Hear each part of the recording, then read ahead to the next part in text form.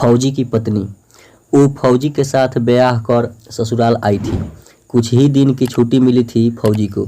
फौजी जानता था कि छुट्टी खत्म होने के बाद कई महीने विरह की आग में जलना पड़ेगा, उसे भी और उसकी पत्नी को भी। लेकिन विरह की घड़ी कुछ ज़्यादा ही जल्दी आ गई। छुट्टियां रद्द रद्द कर दी गई थी। कारगिल में जंग शुरू हो चुकी थी। 10 दिन पहले ही आने का बुलावा आ गया। फौजी की पत्नी के चेहरे पर मायूसी साफ दिख रही थी। उसके नैनों की चंचलता खो गई थी। भरे सागर जैसी गहरी आंखों से पानी बस से बांध तोड़कर बहने को तैयार था। फौजी ने अपनी पत्नी को आलिंगनबद्ध किया और बोला, फौजी से ब्याह किया है तूने तो मन को मजबूत तो करना ही पड़ेगा।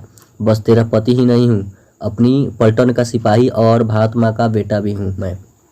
आंसू मत बहाना, क्योंकि जब फौजियों की बीवियों की आंखों से आंसू बहते हैं तो वो देश उजाड़ जाते हैं। उसकी पत्नी अपने मनोभावों को नियंत्रित करते हुए कहा, जानती हूँ ज़्यादा हक तो माँ और पलटन का ही है, यहाँ पर ये दुहरात तो सहना ही पड़ेगा। फौजी ने बाहों का कसाव मजबूत करते हुए कहा, कैसी बात कर रही है? सबकी मांगों के सिंदूर सलामत रहे। भैया दूज पर किसी बहन के आंखों में आंसू ना हो और होई पर हर माँ खुशी से व्रत रखे। बस इसलिए ही तो फौजी सीमा पर खड़ा होता है। फौजी की पत्नी के चेहरे पर एक मुस्कान फैल गई और वो बोली, जानती हूँ और इसका अभिमान भी है फौजी, आगे भी मान रखूंगी। फौजी ने अपनी आंखों में याचना के भाव लाते हुए कहा, कल जब मैं जाऊं तो तू मुझे दुल्हन की तरह सजाकर विदा करना। वैसे भी अभी तू तो नई नवेली दुल्हन ही है। उसकी पत्नी की मुस्कुराहट में प्रेम से भरी स्वीकृति थी। फौजी को विदा करने के लिए उसकी पत्नी ने 16 श्रृंगार किए। आज वो उस दिन से भी ज़्यादा सुंदर लग रही थी जब वो दुल्हन बनकर फेरों की वेदी पर आई थी। फौजी ने चुटकी ली, मुझे नहीं पता था तू बनाव श्रृंगार में इतनी माहिर है। आज तुझे देखकर लग रहा है कि तुझसे सुंदर कुछ नहीं। फौजी की पत्नी ने भी चुटकी ली। कही, फौजी का मन तो नहीं डोल रहा? अपनी पलटन से दागा करने की तो नहीं सोच रहा? फौजी, ना रे, ऐसा तो ये मन है ही ना, पलटन से दागा तो ना हो पाएगी। फौजी की पत्नी ने कहा, एक बार जीत कर आ जाओ। अपने फौजी का स्वागत आज से ज़्यादा सुंदर श्रृंगार करके करेगी तेरी पत्नी। ऐसा श्रृंगार जैसा किसी ने कभी न किया होगा। फौजी ने आश्चर्य से कहा, इससे भी ज़्यादा सुंदर हो सकता है कुछ?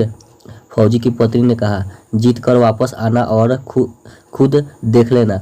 फौजी ने प्रेम से परिपूर्ण मुस्कान से उत्तर दिया, लेकिन कुछ नहीं बोला और मुड़कर चल दिया। फौजी की पत्नी ने अभिमान के साथ कहा, जीत कर ही आना फौजी। फौजी रुका और बिना उसकी तरफ देखे कहा, हाँ जीत कर ही आऊँगा। बस ये नहीं कह सकता कि मैं तुझे आगे बढ़कर गले से लगाऊंगा या तू मुझे आगे बढ़कर गले लगाएगी। इतना कहकर फौजी चल दिया। फौजी की पत्नी ने उत्तर दिया, जीत कर आया तो तेरी कसम, सारी लोग लाज भूलकर तुझे गले से लगा लेगी तेरी पत्नी। फौजी ने चलते चलते ही हाथ हिलाकर अभिवादन किया। युद्ध चरम पर था। पता नहीं कितने घरों के चिराग अपनी आहुति दे रहे थे इस यज्ञ में। उस फौजी ने भी अपना धर्म निभाया। जो भी शत्रु उसके सामने आया वो धराशायी हो गया। जितने घाव फौजी के शरीर पर बनते थे उसका रूप उतना ही विकराल हो जाता था। काल प्रतीक्षा कर रहा था उसकी पूर्ण आहुति की इस राष्ट्रीय यज्ञ में, लेकिन उसके विकराल स्वरूप को देखकर काल भी ठिठक गया और जब तक उस फौजी ने मोर्चा न जीत लिया काल भी उसके निकट नहीं आया। फौजी अपने प्राणों का उत्सर्ग कर चुका था। उसका चेहरा तेजमय था। फौजी का मृत शरीर उसके घर लाया गया। ऐसा कोई नहीं था जिसके नेत्रों से अश्रु धारा न बह रही हो। पूरे गांव को गर्व था फौजी की वीरता पर। पीढ़ियों तक उसकी वीरता के किस्से गांव के मान बढ़ाएंगे।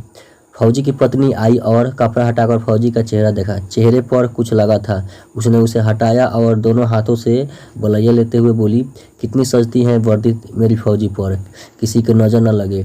फिर उसने फौजी के शरीर को अपने अंग में ले लिया। तभी एक हवा का झोंका आया और उसके कानों में फौजी की आवाज़ सुनाई दी, एक वादा तो निभा दिया पर दूसरा नहीं निभाया तूने। बोल रही थी कि ऐसा श्रृंगार करेगी जैसा किसी ने ना किया होगा, लेकिन तूने तो ना लाली लगाई ना सिंदूर। फौजी की पत्नी ने तुनक कर उत्तर दिया, जी नहीं करती श्रृंगार फौजी, दुराहत कर गया ना मेरे साथ, बस माँ से ही प्यार था तुझे।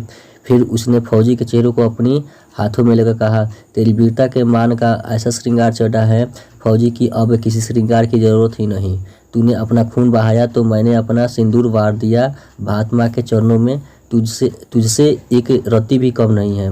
भारत माँ से मेरा प्यार फौजी।